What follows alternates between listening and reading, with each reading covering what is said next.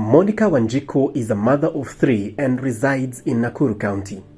She lost her second-born son, who was a high school candidate, in August 2025. While she was grieving, a lady she knows approached her and proposed to help her secure a job in a foreign country for her firstborn son. Anton Mwangi alikuwa naenda nchi ya Thailand. Alikuwa anatakana watoto wenye wamesoma science and computer. But it is the amount and frequency of money being asked that was the first red flag. However, Monica brushed it off. Sasa ingia kwa bank, wewe tafuta pesa. Mimi nikaenda kwa mama, wakanipea 50,000. Things took a turn when her firstborn son, Anthony Mwangi, landed in Thailand. He was arrested and charged with having fake documents. Anthony was imprisoned for 2.5 years, and the lady who helped to process his travels has denied getting involved, leaving behind a weeping, helpless mother and family. Inasemekana kwamba wewe ni ulimprocess akatoka Kenya akaenda Thailand. Hapana, sio mimi. Nimekosea namba. Pole sana mam. Okay. Lakini asante pia kutukaribisha hapa kwako. Okay. Watajua ni kwa nini nakwambia, nimeanza na kukwambia pole. Kwa hivyo tuambie jina lako, unafanya kazi gani, familia yako iko namna gani? Okay. Kwa majina yangu naitwa Monica Wanjiku. Mimi ni mkaaji wa Nakuru. Na ninafanya kazi pale town, Mashambani stage. Hapo ndio nafanyia kazi ya salon. Okay. Yeah. Wewe ni mama? Mimi ni mama wa watoto 3. Firstborn Anton Mwangi. Tunapenda kumuita Brigadier. Secondborn Peter Kahembe. Na thirdborn Pablo Mwangi. All right. Na mnamo tarehe mwezi wa 8 nilipatwa na shida ya mtoto wangu. Anaitwa Peter. Na wakakuwa wanagombana shule. Akipotea, akaenda kaungua na gari. Na akakufa. Pole sana. So nilikuwa kwa ile harakati ya maombolezi, tumemzika. Nilikuwa tunakaa nyumbani nikiomboleza tu, nikijiuliza tu maswali. Wamama wenye walikuwa nakuja kunipea pole. Kukawa na mmoja amekuja na walikuwa na rafiki yake. Huyo rafiki yake akaniambia ninaweza saidika. Kabla huyo rafiki akusaidie, Peter alikuwa miaka mingapi? Alikuwa darasa gani? Peter wangu alikuwa 17 years. Na alikuwa na wa form 4. Alikuwa fanya hiyo. Alikuwa candidate. Hata tulikuwa mtihani umepita 2025. Ya 2025. Nasikia katu uchungu sana nikisema mambo ya mtoto wangu. Sielewi kwa nini. Sasa rafiki wamekuja kukuomboleza, kukusaidia katika maombolezi. Mmoja akasema utasaidika. Mmoja akasema nitasaidika. Akaniambia juu nilimpea mambo ya kijana wangu firstborn Kenya anapitia juu ya brother yake.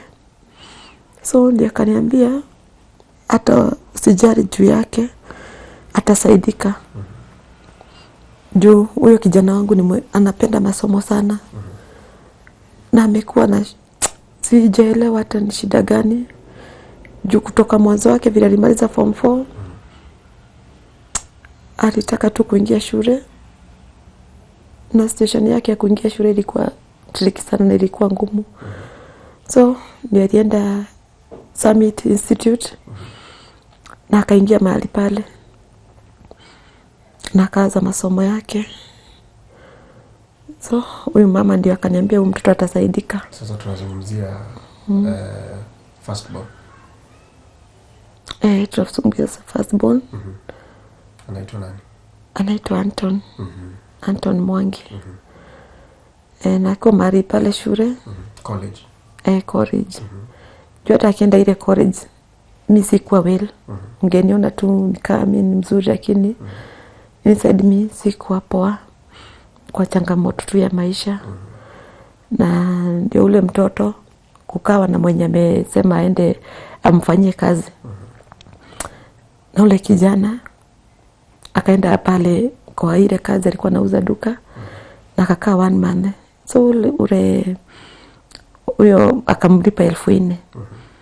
Sasa ule kijana alitoka na hiyo 4,000 akapotea home. Akaenda mpaka Nairobi. Sijui aliomba lift ama alifanya nini, sielewangi. Mahali pale alienda Nairobi. Alienda tu akaingia shule Institute Summit. Ili alienda kule, alienda akalipa 3,500. Unaona ametoka kuna 4,000. Akalipa 3,500 shule. Sasa hii nyingine 5 ni ya akitoka pale anaenda kwa ofisi anaomba mahali pa kulala. Analala, asubuhi anaamka, anaenda anaoga, anabadilisha manguo zake. So mahali alienda ikakuwa tricky. Akanipigia simu, ikawa ameenda mahali akaambiwa na hawa mahali alikuwa anaenda kulala. So masiku zako umekaa huko 2 weeks. Na sasa unafaa ukue na nyumba yako mahali unalala ukienda shule. Sasa hiyo siku moja akatoka, akashindwa nitaenda kulala wapi. So alienda kwa street. Na ule kijana akaenda mahali pale na akalala hapo. Aso jioni usiku sasa wale machokula si wanakujaga kuondoa vitu zao. Akapata kijanangu, manguo zote zikaibiwa, kila kitu. Sasa hapo ndio alifunguka na akaomba simu, akanipigia simu. Kaniambia mimi mama nilitoka home na vile nilikuja huku nilikuja nikaenda shule. Nikamwambia ukweli. Mama, juu mimi singetaka kwenda huko hapo kwa hiyo shule mahali uko unaniambia juu niko nimemwambia aende hizi polytechnic. Akaniambia pana, sija qualify kwenda polytechnic. Hiyo ninataka kwenda shule mzuri. So nikamuliza sasa ulikuwa na pesa? Nilikuwa nimekwambia nitafute pesa ndio uende. Akaniambia ile pesa yenye nilipwa ndio nilikuja nikaingia nazo shule. Mimi nikaona ni uongo. Na akaniambia nikifika kesho shule mtaongea na Helen, atakuelezea hiyo mambo yote. But saizi nimeibiwa kila kitu. Sina hata nguo ya kuvaa kwenda mahali pale. Nikamwambia si urudi home na mimi si kukufukuza, ni wewe ulienda tu. Kaniambia mama siwezi rudi juu mimi tayari niko shule. Nile tu sina manguo. Nilihuzunika, nikastuka, nikashindwa kunaenda aje. Nikasikia huzuni, nikalia kwa nyumba. Lakini nikasema it's well, wacha kesho nisikie kama ni ukweli ameenda shule. Ndio asubuhi yake alienda akapea ule Helen namba zangu. Na Helen akanipigia. Nikamuuliza kuna mtoto anaitwa Anton Mwangi kule. Akaniambia alilipa school fees. Akaniambia sasa huyu mtoto hata alikuja akatupia 3,500. Sasa tunashinda sasa ni school fees, ni registration ni wapi? Sasa hili tena ikanimaliza. Nikasema gai, mimi Mungu wangu si unipe pesa. Sasa hii ni nini kweli? Ndio sasa tena nikaamua nikaingia kwa grupu nyingine hapo nikakopa pesa. Siku yake nikatoka nikaenda mpaka Nairobi. Nikaenda mpaka pale shule, nikapata kweli alikuwa anafanya hivyo. Sasa nilikuwa huku nikachukua manguo zingine za pita, nikaenda nazo mpaka Nairobi. Nikaenda nikamtafutia nyumba na mattress, akaanza kulala chini akiendaga shule, na nikachukua ile mzigo ya kutafuta pesa kidogo kidogo ninarusha kwa ile shule. So sasa hii ndio pita kuja kufe. Kulikuwa sasa ni ile tu mtihani ikikuja ninakuwa sasa unaona mambo ya salon saa zingine hakuna kupata hivyo na kunyana na hii maisha. So ndio ilifika mtihani ya kwanza akachelewa. Nakumbuka hata akiniambia amepigwa na mkubwa wa shule, amechapa kofi ati alichelewa kuhudhuria time ya kwenda mtihani. Nikamwambia sasa ule ni mimi mwenye makosa juu mimi ndiye sikumtumia transport ya kufika mahali pale, nilichelewa. Akamruhusu akaingia akafanya mtihani. So hata sasa hii yenye ilifanya aende na huko mahali ameenda nilichelewa tu bado kulipa. Sasa hiyo nayo ilikuwa tricky. Na sielewi ikifika mambo ule kijana inakuwa delay yenye ieleweki. Nikamwambia nitapata pesa. Sasa vile kijana alikufa, mimi nikakuwa confused. So nikachelewa. Hiyo masiku ya kulipa mtihani ilikuwa sijui ilikuwa afanye mwezi wa 9, nikachelewa. Sasa sinaona hakufanya. Na sasa alikuwa anafanya mtihani wa mwisho sasa. Sasa hakufanya. Ndio huyu mama sasa vile alikuja akaniambia huyu kijana anaweza saidika. Najua sasa mtoto wangu akisikia mambo na masomo, akili zake zote zinapotelea mahali pale. Najua tu life yake, trick yake itamsaidia. Amesomea science and computer, ndio alikuwa anasomea mahali pale. Na huyu mama sasa vile alikuja akatuanzia, alikuwa kwa maidi zetu, hata kwa maidi za ule mtoto. Akamwambia utabeba laptop yako na ukienda mahali pale utalipia online mtihani na ufanyie mtihani yako kwa online. So sisi sasa kusikia hivyo tukafurahia, na then upate kazi. Sasa tunaona tukafurahia. Mama akaniambia sasa ingia kwa bank, wewe tafuta pesa. Mimi nikaenda kwa mama, wakanipea 50,000 mara ya kwanza. Akanisukuma hivyo kila wakati, tafuta ingine, tafuta hiyo. Alikuwa ameniambia nitatoa nusu. Na yeye atoe nusu. Nikamwambia sasa nusu juu naniitisha, alikuwa ananiitisha 180. Nikamwambia sasa mimi sasa hiyo pesa siwezi nikapata hata nikitafuta aje. Akaniambia juu umenipatia 50, tafuta zingine 30. Nikamwambia sasa nitatoa wapi? Akaniambia hivyo vile tu ulienda kwa banki, enda. So mimi nikaenda. Tena nikachukua ingine nikapewa zikuwa 40. Nikampelekea. Haya, kidogo akaniambia sasa ule mtoto lazima apimwe tena mwili yote. Najua mimi nataka kijana wangu asaidike juu amekaa kutaka ile masomo. So unaona na combine atasoma, amalize hapo apate kazi. So atakuwa akitutumia pesa na huku nimbaie mahali yake, kila kitu yake akuje apate. Nikuwa nizo makompyuta napendaga nimbaie. So mimi naona hiyo ni kazi mzuri. Nikaona hata nikienda kukopa pesa sitakuwa na issue juu atalipa. Juu mama alikuwa ananiambia ni 2 months tu atalipa hiyo deni yote yenye umebeba. Sasa na nikakubali. So kwanza kazi ilikuwa gani huko? Alikuwa naenda ni wapi? Alikuwa gani? Na pesa malipo ilikuwa kiasi gani?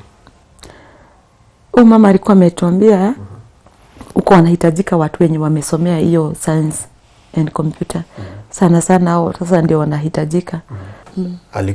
Ilikuwa anaenda country gani? Ni kazi gani alikuwa anaenda? Na mshahara mlikuwa mmeambiwa ni pesa ngapi? Alikuwa Anton Mwangi alikuwa anaenda nchi ya Thailand. Na huyu mama akiniambia mtoto ataenda kazi huko, alikuwa ameniuliza kama mtoto wanatakikana watoto wenye wamesoma science and computer. So ule kijana wangu alikuwa anasomea hiyo kazi ya science and computer. Ndio akasema ataenda kazi mahali pale. Na akasema ati mshahara kule ni 70 za Kenya ama 80 hapo. Kazi ilikuwa ya? Kazi ilikuwa hiyo ya computer. Okay. Sasa zile pesa alikuambia utoe nusu. Zilikuwa za kufanya kazi gani? Zile 180. Alikuwa ameniambia anataka tu kunisaidia. So ile kunisaidia ndio saizi sasa nashinda kwa ilikuwa aje juu nilitoa kutoka 150. Juu the more ananiitisha hizi pesa ananiambia zingine, akiniambia hivi ananiambia zingine. Akikuambia anahitaji pesa hapo anakuambia ni za kazi gani? Sasa mara ya kwanza aliniambia pesa zenye uko nazo nitumie kwanza ndio niwatumie. So hata sikuwa naelewa ni wakina nani anatumia. Ndio nikampatia 50,000, nikaenda kwa group nikakopa hiyo 50,000 na nikampatia. Kidogo akaniambia kuna zingine zinahitajika. Akaniambia enda tu ukopewe utapewa. Mimi naye nikiingia mahali pale nilikuwa na favor, hata sijaikuwa nikienda kukopa nipewe loan. So nilikuwa naingia tu mahali pale na ninapata pesa. Na ndio tena nikaenda nikakopa nikapewa zikuwa 40,000. Siku alikuwa nataka 39. Na nikamtumia. Tena akakaa akaniambia huyu kijana anastahili apimwe, sijui kuna shindano ingine wanadungagwa. So tena nikaenda nikatafuta pesa nikamtumia, akaniambia tumia ule kijana. Nilikuwa nimemtumia, akanirudishia, akaniambia mtumie juu ako Nairobi aende adungiwe shindano huko. Nikamtumia that 500. Aya kidogo akaniambia ule kijana nimeambiwa kuna shindano. So alikuwa ananiambia tu pole pole. Nikitoka hii ananiambia, nikitoka hii ananiambia hii. Kaniambia kuna pesa zinahitajika 23,000 na ni za kijana apimwe kila kitu. Sasa nikamuuliza, sasa hii pesa mimi nitatoa wapi? Wewe unaona mimi hata siendagi kazi.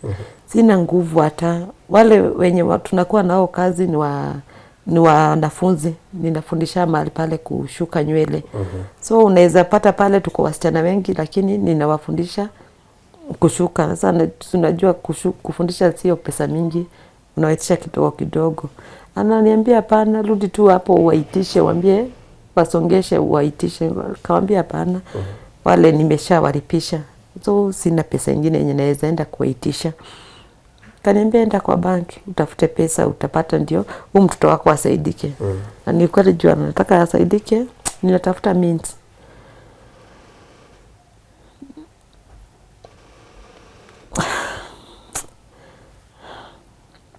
Pole. Tafuta means, enda na tafuta, hiyo nikaenda 23, nikaingia Unison, nikaenda na nikapewa. Aya, tena nikamtumia.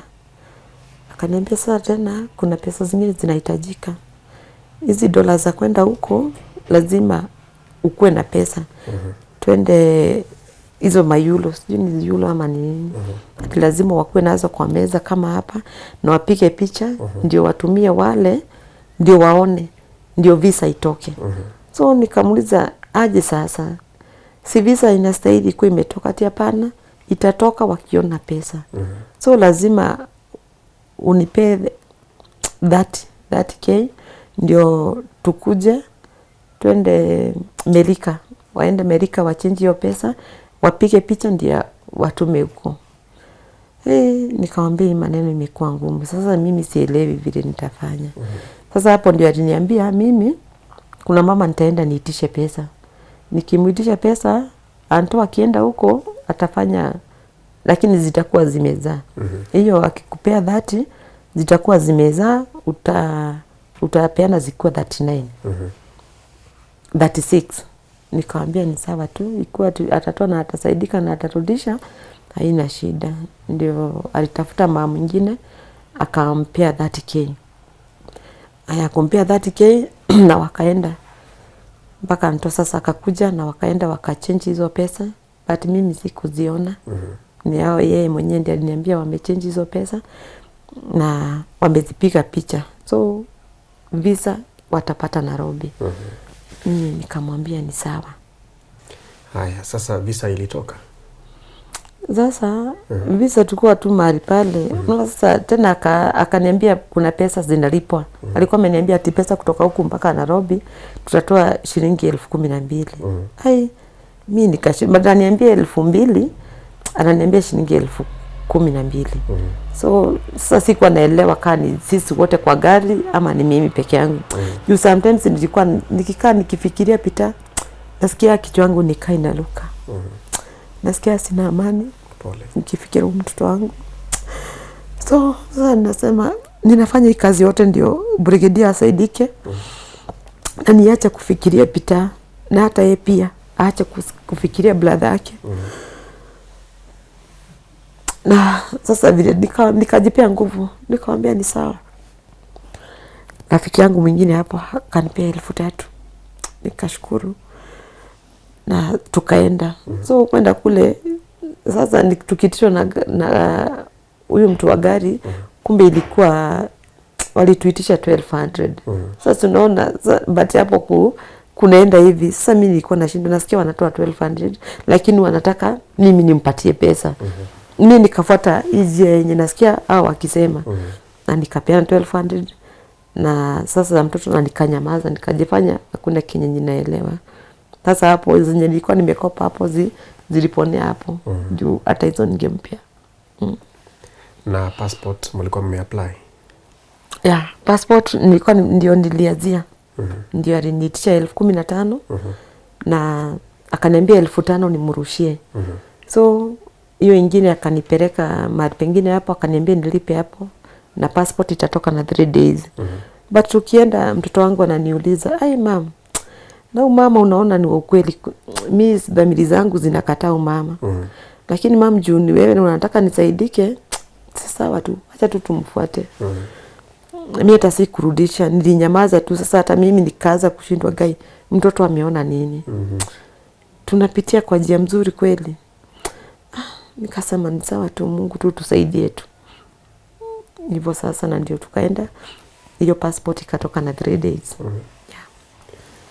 Safari ya kijana kuondoka ilikuwa namna gani? Alitoka hapa Kenya lini?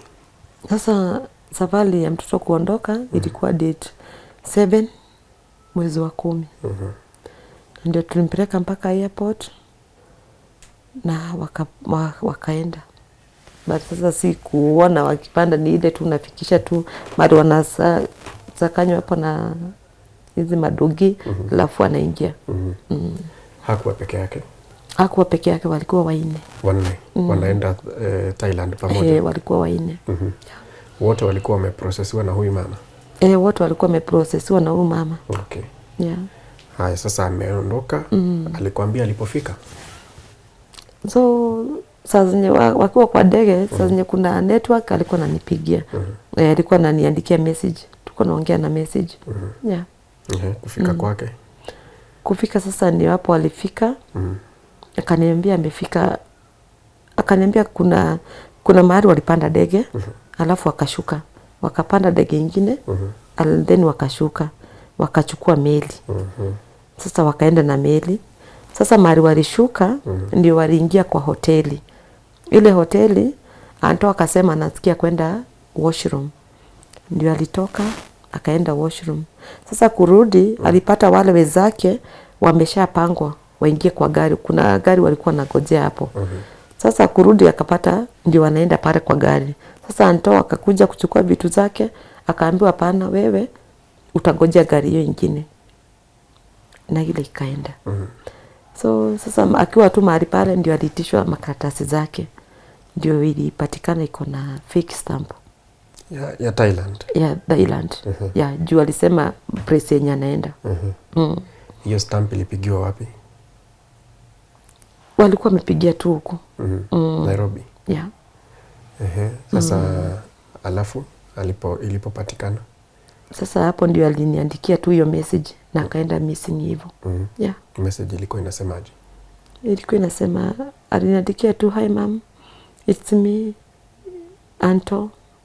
Na akaniambia sasa ameshikwa na polisi.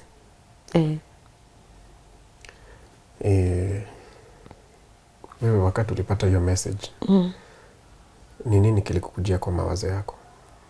Mimi nilistuka at once. Na immediately nikachukua simu nikapigia ule mama. Nikamuuliza, "Gai, kunaenda aje?"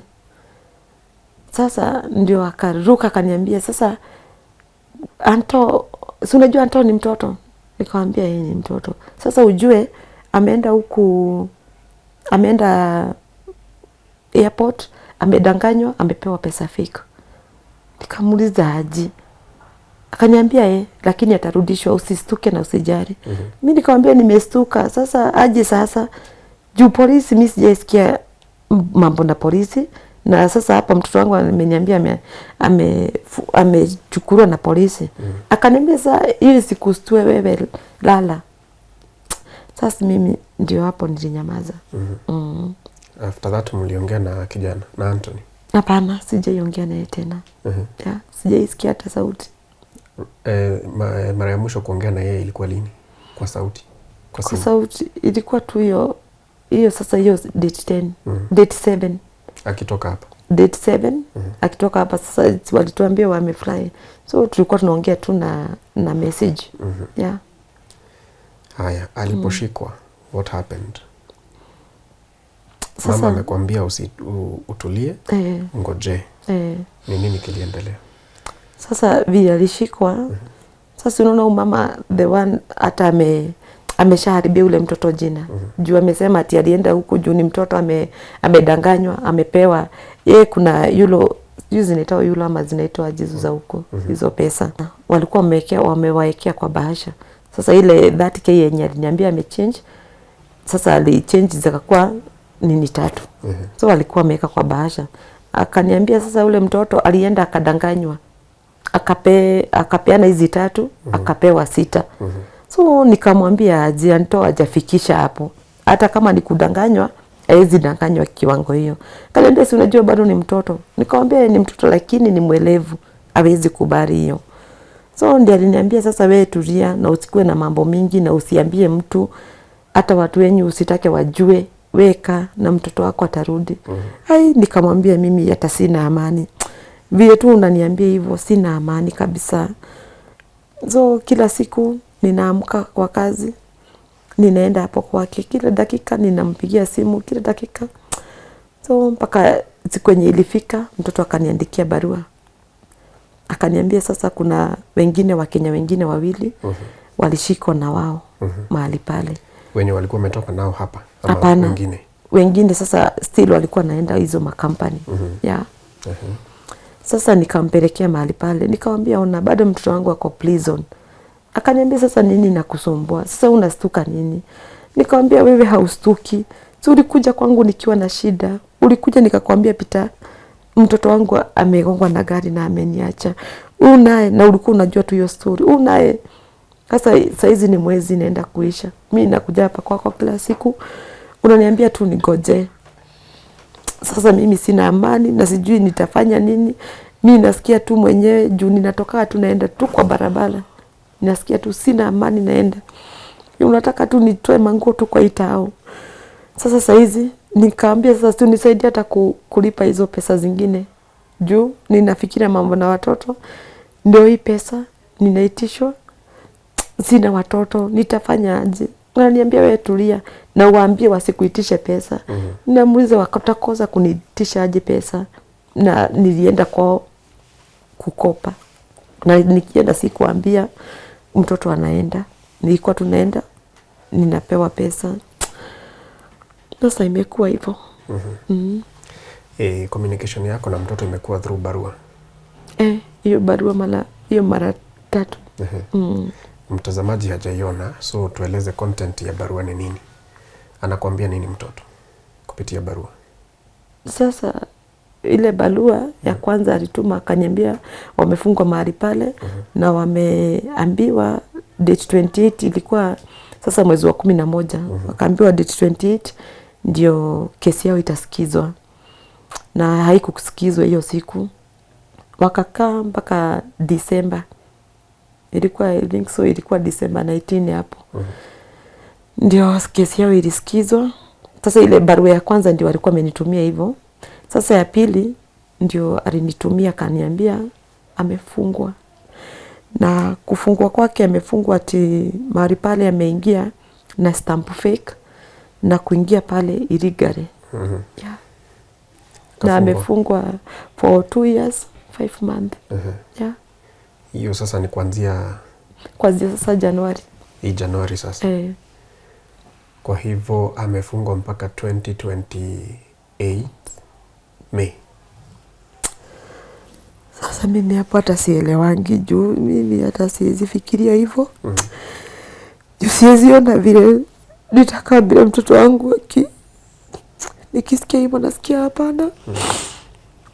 Hata nikisikia hata siku 5 ni siku mingi sana kwangu. So nikisikia ati hiyo tuenda unashinda mtoto amefanya nini? Mtoto amefungiwa nini? Hii masomo yake tu ya shida kuanzia tu mwanzo.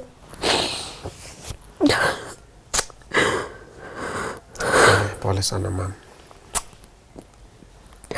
Nashinda tu masomo yake kuanzia mwanzo imekuwa na shida. Sielewi kabisa. Miaka 2.5 mtoto.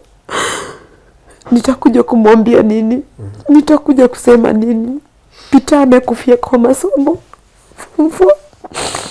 Unaye amefungwa tu kupitia tu masomo.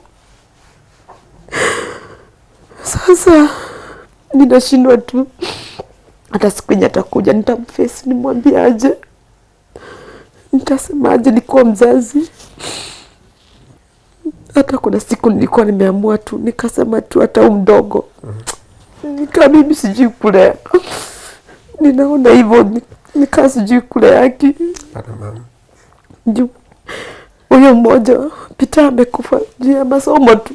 Juu mtoto alikuwa anasoma vizuri, alikuwa mzuri kwangu. Nikimwambia Peter fanya hivi, alikuwa anafanya. Peter ndio akufe hiyo Thursday. Alikuja akaniambia, mama, niko na nyimbo nataka nikuimbie. Na nikimaliza shule hizo nyimbo nataka nikuimbie mama. Ndio ujue siendagi shule hivyo bure. Hata kama ninasoma kuna kitu kingine ninafanya. Pole sana mama, na usijilaumu. Kama vile nimeona amekwambia kwa barua. Ni naona kama kuna mtu alitake advantage ya situation yako. Okay. Wakati unaomboleza huyu, akaleta mambo yake pale. Hiyo ndio kazi huwa anafanya huyo mama. Ni agent wa kupeleka watu nje. Sasa hizi ndio nimesikia akisema yeye si agent. Ndio vile alipigiwa na embassy ya Nairobi, alisema yeye si agent. Ati alikuwa ananisaidia. Na asemi stamp ilitoka wapi? Asemi hata hajaniambia wenye alikuwa anatumia pesa ni wakina nani. Hajaniambia. Kijana nimeona akisema kwamba anapitia mambo gani pale prison huko Thailand. So sijaelewa, but ananiambia unajua sasa mahali pale nikaa kuna joto. Nimesikia kuna na joto. So manguo zenye alikuwa nazo nikaziribiwa. Na hizo kuniambia na sabuni, tissue, issue kama hiyo, mambo na coffee. Na wewe ulikuwa ushawaisikia hii nchi inaitwa Thailand? Hapana, mimi nilisikia mara ya kwanza na mama. Mimi sasa vile alisema mimi huogopa Saudia na ingine sijui inaitwaje. Hizo nchi mbili ndio nasikiaga zinakuwa mbaya. Sasa naogopa. Sasa vile aliniletea hii jina Thailand, mimi nikafikiria huko hata ni kuzuri hata kuliko USA. So mimi nikaona nikaa ni place mzuri tu hivyo. Na sasa hivi ukimuongelesha anasema nini? Huyo mama aliniambia tu sasa nijisaidie juu nimeingia Facebook. Nijisaidie tu juu nimeona nitajiweza. Sasa nikamuuliza nitajiweza aje na wewe mwenyewe hakuna kenye unanisaidia. Mimi mwenyewe naumia. Mimi mwenyewe sikurangi. Mimi mwenyewe tu mashida, nasikia tu kichwa nitarukwa na kichwa tu nikifikiria watoto wangu. So ananiangalia tu hivyo. Sasa hata nikienda kumsalimia juu nimejaribu kutafuta amani lakini sipati. Sitakai kuwa na ubaya na mtu. So hata hiyo kitu ikinikujia sana, hata marafiki wameniambia usiende kupata ule mama, lakini mimi bado nasikia tu niende mahali pale. Ninaenda tu juu akili zinaniambia tuenda kwa ule mama umuitishe mtoto wako. So nikienda pale saizi hata anisalimii na mkono, nikimpatia hivi ananifanya hivi. Ananisalimia na hapa. So sasa mimi nikashindwa kwa nini ananisalimia hivyo. So nikimuuliza mtoto ananiambia niliona utajiweza. Usiniulize hiyo mambo nilimaliza. Ni mtu unajua? Huyo mama. Ninamjua juu najua hapo kazi kwake. Anafanya kazi gani? Anauza manguo. Juu alinionyeshaga hapo kwake. Sasa tulimpata hapo na Anto. Na process zote hata kupeleka pesa saa zenye hatujamtumia kwa simu tuko tunapeleka hapo kwake. Okay. Sasa ni mzigo wa aina gani? Naona huyu kijana mdogo ametajwa pale kwa barua na Anthony. Anamwambia namsalimia, anawapenda na anamiss. Kijana anachukuliaje? Mimi inakuwa ngumu. Juu watoto wangu walikuwa wanapendana sana. Kama Pablo napenda Anto. Kitu ingine ungepata sasa tukua kwa hii nyumba. Anto amekaa hapo na Pablo na mimi sasa tunakula story na Peter. So inakuwa ngumu hata kuambia Pablo umesalimwa na Anto, inakuwa ngumu. Mimi sijaimwambia, lakini anakaaga na niletea simu na niambia, "Mam, shika upigie brigadier." Ninamwambia, "Oi, ametoka class." Na nikamelala. Sasa mimi nimekuwa hiyo situation ya kumdanganya. Lakini juzi alisikia nikipea mwingine hapo story na kumwambia mambo na prison. Huyo mtoto alikuwa amekaa pale, lakini alishindwa kukula. Akashindwa kuandika juu alikuwa anakula na anaandika. Alishindwa tu yote, akaamuka tu. Akakuja akaniangalia macho. Alafu sasa akapanda kwa kiti. Akaekera miguu yote juu na akalala tu hivyo. Hakunirudisha kitu ingine. Umesema ulienda embassy na huyu mama akapigiwa simu. Ni embassy gani ulienda na usaidizi waliokupatia ni gani? Ni diaspora. Or ministry? Juu nilienda nikazunguka sasa, nikatumwa mahali hapo. Place ingine hapo Mombasa Road, nikapanda kidogo. Lakini siku hiyo tulikuwa na brother zangu. Walikuambia nini hao? Waliniambia tu niandike email. Na nikawaandikia. So hawakurudisha email, lakini walipiga simu. Juu nilikuwa nimeacha contact zangu huko. Wakanipigia wakaniambia hakuna majina kaa ya Anton. Huko Thailand? Kule huko sasa Nairobi.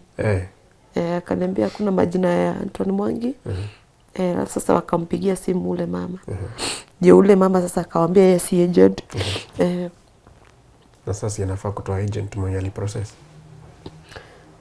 Sasa hiyo ndio sasa wale wakaniambia niende kwa DCI. So na nikaenda kwa DCI. DCI wakakuandikia statement. Waliniandikia juzi. Kutoka siku hiyo juu mara ya kwanza ni hiyo mwezi wa 11 nilienda, wakaniambia hawawezi hiyo kesi. Hiyo kesi ni ngumu. So nikienda kila mahali naambiwa tu kwa DCI. But vile nilirudi nikapata tu mwingine tu hapo. Na akaniambia nitaenda niandikie statement. Nikaenda akaniandikia. So kwa hivi sasa process imefikia wapi? Hawajanijulisha kitu yoyote. Okay. Ombi lako ni gani, mama? Ombi langu, first of all, nione mtoto wangu. Hiyo ndio ombi langu. Nikishamwona, Mungu tu najua tu atanishughulikia na anisaidie kulipa hizo madeni. Juu ni mingi. Kule hakuna fine. Nimeona umemuuliza kwa barua. Hakunirudishia juu ningependa. Kuna vile niliweka hiyo kwa Facebook, kuna wenye waliona.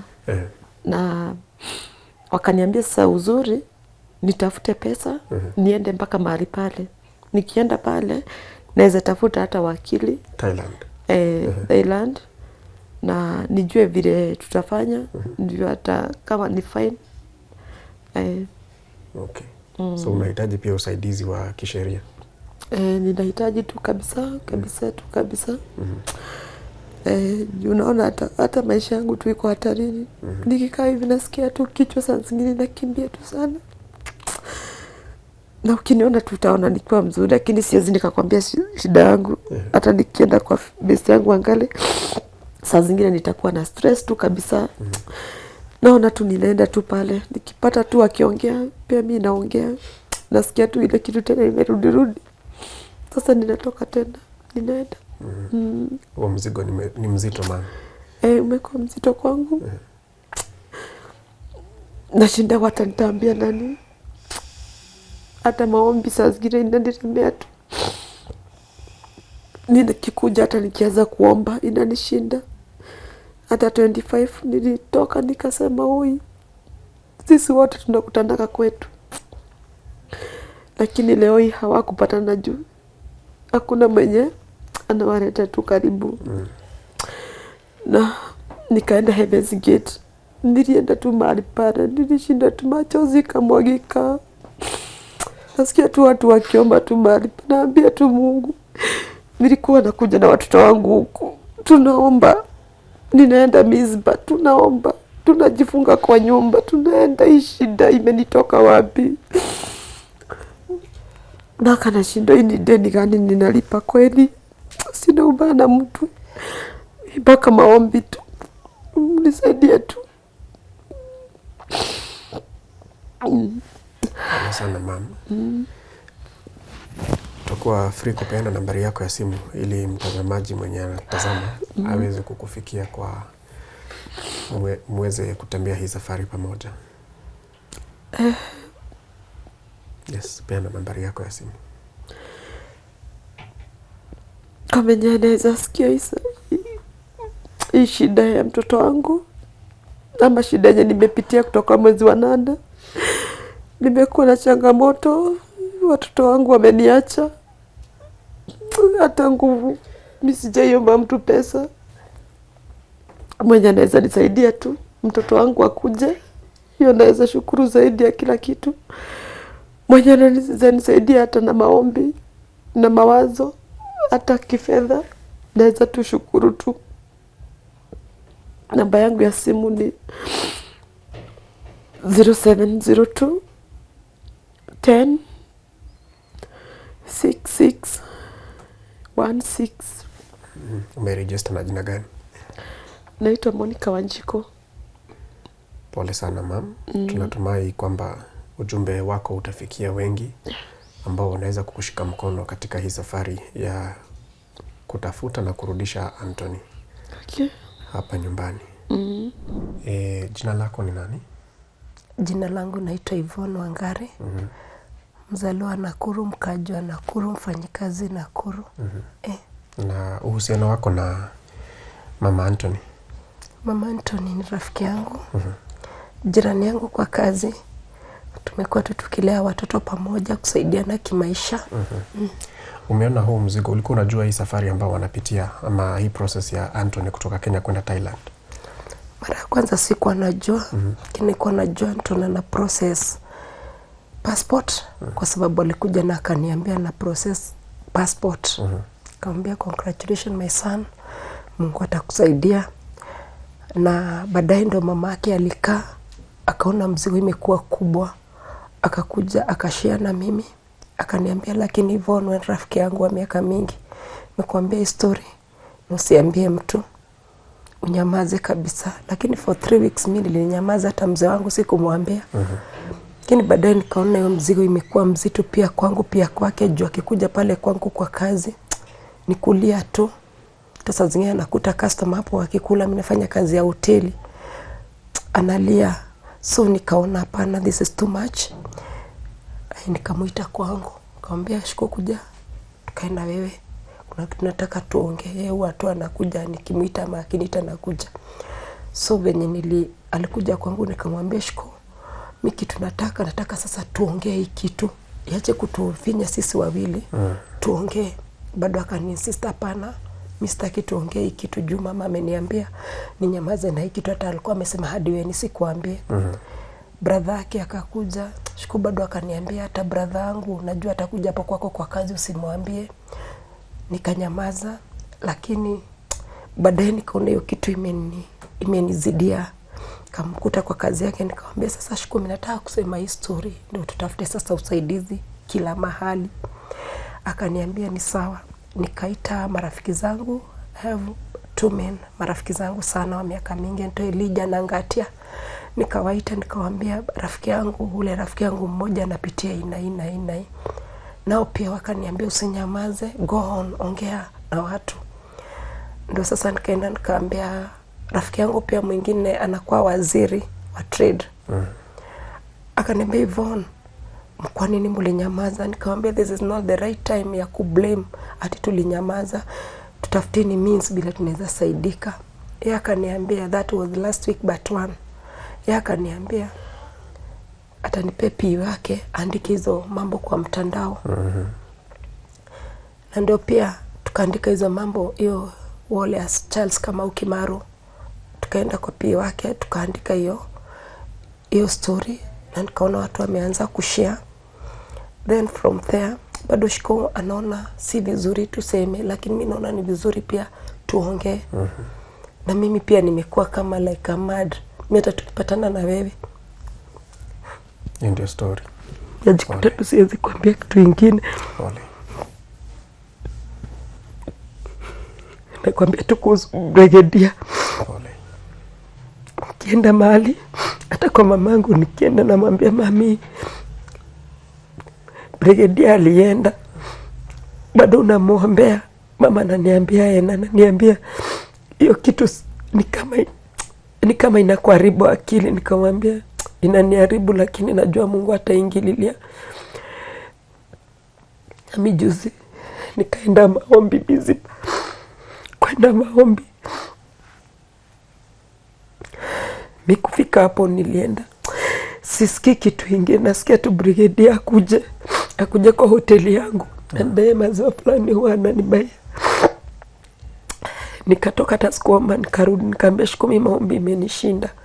Umeona ukiwa mzigo mzito, at least ameshare na wewe. Unaona ukiwa mzigo wa aina gani kwa hii familia? Ni mzigo mzito sana. Juu nikikumbuka ya leo mama alipitia August yapita, ilikuwa ngumu. Tulikaa medical mpaka kucha mtoto, baadaye tukasikia saa 5 ameaga. Na ilikuwa mzigo mzito kwa sababu mama hata saa zingine nakujanga na niambia nataka kwenda kuchoma shule. Mimi namshika na mwambia hapana, usichukue hiyo hatua, acha Mungu atutetee. Nafika mahali na nyamaza, tunasema Mungu, mbona kilio yetu tumekaa nayo for a long na ujesikia? Mara anakuja na niambia hapana, Wangari tuende shule. Na mwambia hapana, hatutaandamana kwenda shule, acha tuende maombi. Huyo mama ungetaka achukuliwe hatua gani?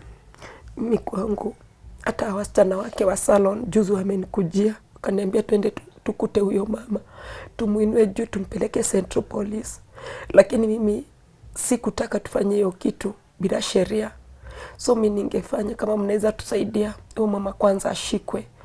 Ndio aweze kuexplain mtoto alipata aje barua fake, stamp fake, na traffic aje kufika huko Longri. Hiyo tu mimi ndio naweza taka mtusaidie. Na kuhusu Anthony ungesemaje? Ombi lako ni gani? Ombi langu ni Anthony arudi. Sorry. Ombi langu ni Anthony arudi. Arudi tu huku Kenya. Hata kama tunaweza sikia amefungwa Kenya, tuwe tumwangalie akiwa hapa. Hilo ndio ombi langu. Okay. Pole sana. Lakini kabla niondoke nikuulize, akirejea nchi ni nyingi anazoenza kwenda kufanya kazi. Yes. Utaruhusu kabla aende, actually ni wasia nakupa, kabla aende nchi fulani mchukue wakati mpitie, muangalie kwa mtandao hiyo nchi iko namna gani? Yes. Hiyo nimekaa nimeona, hata mtu akiniuliza mambo ya hiyo story ninamwambia na then ninamjulisha. Oi, hata kama kuna mtu mwenye unaweza sikia kwa jirani hapo mahali popote, hedi kuongea. Juu mimi yule mama alikuwa ananiambia nisiongee, nisiambie mtu, hata nani ya manani nisiambie. Mimi naweza sema heri kuongea. Hata ukiongea na rafiki, hata ujifanye si story yako, ujifanye tu ni ya mwingine. Usikia hata ile nchi vile iko. Juu kuna kitu nimesoma. Alikukona? Ule mama. So mimi sijaelewa juu. Unaona ni pesa tu nilikuwa namtumia. Sikuelewa. Sikuelewa tu kabisa juu ningeenda, hata ningeweza pata hata pesa niende hata hapo mahali ule mtoto wangu wako. Naweza shukuru tu. Nimuone tu, aone tu, mimi sijamwachilia. Sijamwachilia juu akienda huko nilikuwa tuna mapenzi mzuri yake, aende tu asaidike. Mlikuwa mmepanga namna gani aende pale afanye kazi, alafu mpange nini? Kitu ya kwanza nilikuwa na maombi yangu, nilikuwa nataka dream yake itimie ya masomo. So akipata hiyo certificate, juu huku nimempeleka driving ya nimempeleka. nimempeleka hiyo nini kompyuta kidogo, ako na certificate yake. So nilikuwa nataka apate hii ya science and computer, hiyo ndio ilikuwa furaha yangu. And then tulikuwa tumeongea akishapata hiyo hapa sasa nimbaie mahali. Yu sasa unaona tumeishi kukondesha. Now and then tumeishi kukondesha. So hiyo maisha nilikuwa nataka aondokee ile maisha. Apate mahali pake, apate nimemjengea na apate hizi machine zenye akienda tu mahali natamani kikuwa nazo. Hizo nilikuwa nataka nimbaie zote. So hata akirudi na huku apate kuna nyumba yake mahali pale na aanze kufanya kazi yake. Okay. Na tusaidiane kulea mtoto mdogo. All right. Ile jambo unataka kubwa sana ni Anthony arudi, sio? Hiyo tu. Hata first of all hata nimsikie tu. Nisikie tu sauti yake. Sijui siku itakuwaje. Nikisikia tu sauti yake tu. Okay. Tunatumai hayo yatafanyika mama. Okay. Na pole sana. Okay.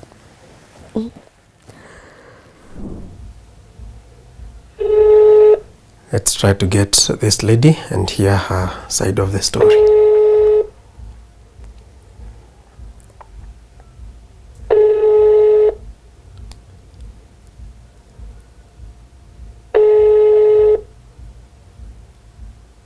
Hello. Hello.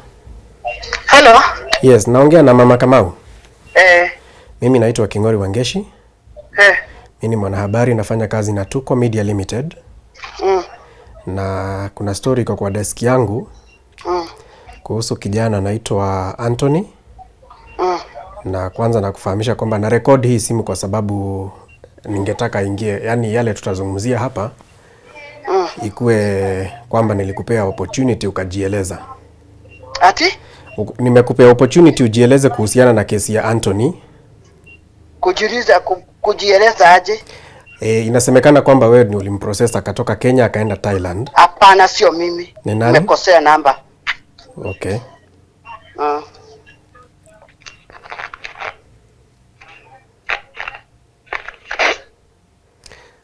She has denied responsibility. Clearly. Umesikia akisema nimekosea namba. Mpigie wewe. Muulize kwa nini napigiwa na watu wanafuata anakana.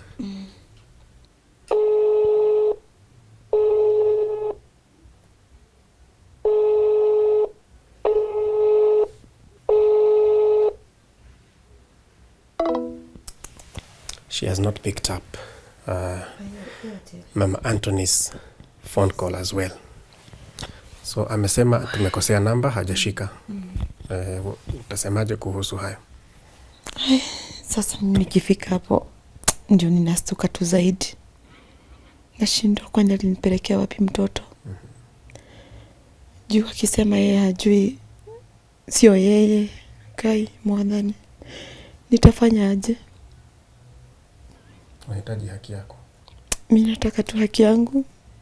Juu kila mahali embassy amesema yeye si agent kwa DCI. Sijui kama walimcall, polisi walikuwa wamempigia. Sielewi sasa, mimi sielewi kabisa. Juu nimesikia tu, nimestuka tu kabisa. Asante. Nimeishi kutoka day one, tumeishi kuongea na yeye. Process yote, passport ni amenisaidia. Hata nikikuonyesha pesa yenye ananiambia nitoe 15,000, nimpatie 5,000 nitakuonyesha. Hiyo yote mpaka 50,000 anaitwa Lea Wambui. Utaona. Na sasa hizi anasema hivyo. Oi. Sawa. Asante. Tuko family, those are tears and pleas and cries of a mother, and not just a mother, but a mother who is also grieving the loss of her second-born son. Now, her firstborn is imprisoned in Thailand out of a way that she was taken through by a person that they know. How can we work with this family and this crying mother? My name is Kingori Wangeshi, and this has been my story right here on Tuko. Let's be cautious.